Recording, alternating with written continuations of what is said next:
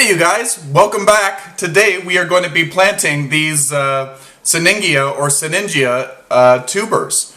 I didn't, like I said in the unboxing video, I thought that these were going to be just dormant tubers, but they're not. They've got some leaves growing. This one is growing beautifully. This one here, I could see some leaves in the package. You probably can't because I'm looking at it really, really close. And I don't know if you can see it. The tuber's down here, and there's some leaves right at the top of the vermiculite that they're packaged in. So, yeah, let's just get to it. We're gonna plant these up. I'm gonna use small plastic pots. I don't want to overpot them right away. Many plants in this group don't necessarily need huge pots. Like a 4-inch pot probably is good enough.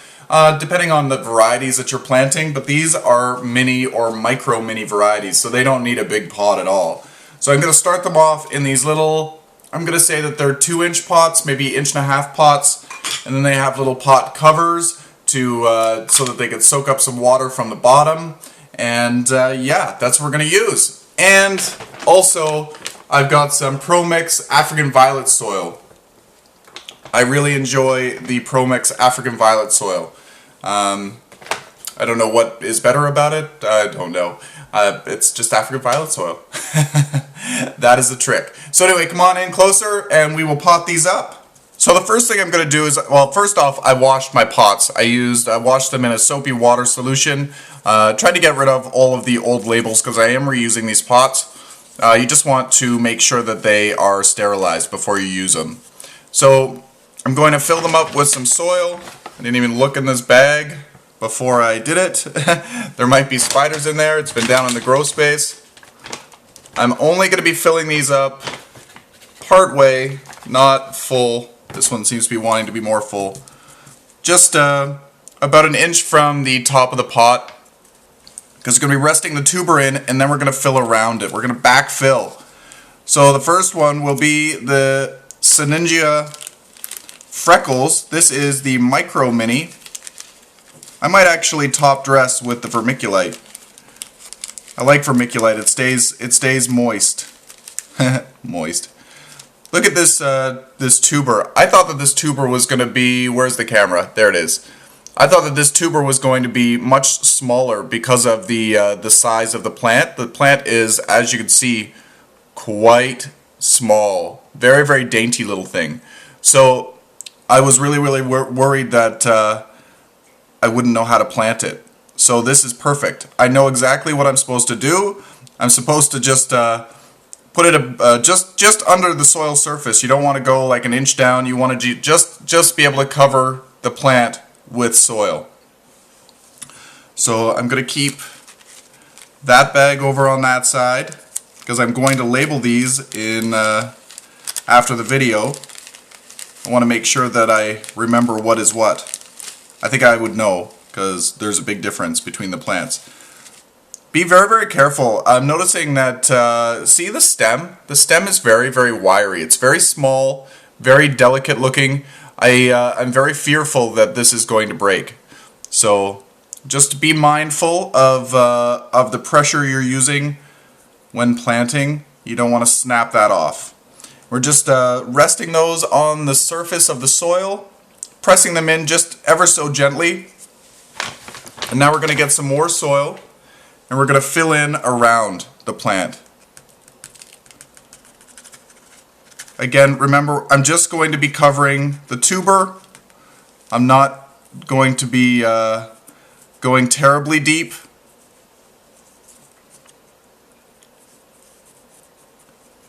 Maybe covering it by 1/2 centimeter or less. You just shouldn't want to see the tuber. You want it to be under the surface of the soil. Sorry, I'm going a little bit quiet. I'm trying to just make sure that my fingers are being delicate. And we'll do this one here. This one that I'm working on right now is more of an upright variety. This one has pendulous flowers, where the other one, the micro mini, the freckles, is more of, reminds me more of an African violet. It has a tubular flower, but the leaves are more flat, like an African violet, and then the flowers come up. Where this one, the plant is a little bit more tall, but it has pendulous blooms. Alright, so we're all covered. I don't know whether you're able to see it right there. They're all covered, so now I'm going to add some water to the bottom of these pots, and I'm just going to let them suck up the moisture from below. Many of these don't like to be watered from the top so much. You can, as long as it's like a tepid water, not cold, not hot. They don't like to be watered with cold water. So I'm also going to take a little bit of this vermiculite, and I'm going to, because I have it, top dress. It'll act as a little bit of a mulch in the garden. Retain a little bit of moisture. Don't want to go too deep. Again, we don't want to bury the tuber too deeply. There we go. Oh, they're so cute! I'm so excited that I've got some mini plants now to put on my window ledge, because I was getting to the point where I have only big things and there's no space for them anymore. I've also, well, let me just, I'll bring in the water and we'll give these a drink, and I'll show you what I'm going to do. Okay, so for watering, I'm just going to lift the plant out. I'm going to put some water in the bottom. I put about an inch of water in the pot there, the pot cover. I'm just going to float it in there, give it about 20 minutes to soak everything up, and then I will lift the plant out and remove any excess water. You don't want them sitting in too much water for any length of time.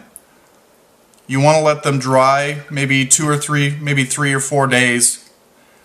In my house I do between 2 and 3 days.